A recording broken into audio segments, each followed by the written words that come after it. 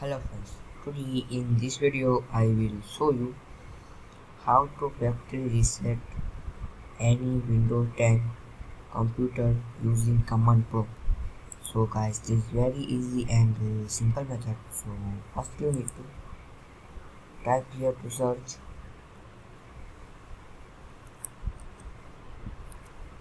Now type CMD.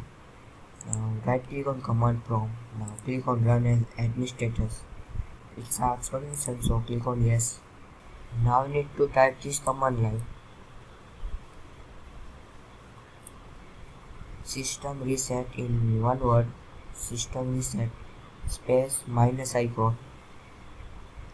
Now factory reset. Type this command line now. Press enter. You see this? Keep my file. Remove apps and settings, but keep your personal file. Remove everything.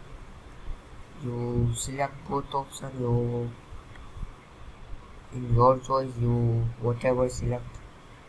So hopefully guys you like this video. Please like, share and subscribe my channel. Please comment this video worked for you or not.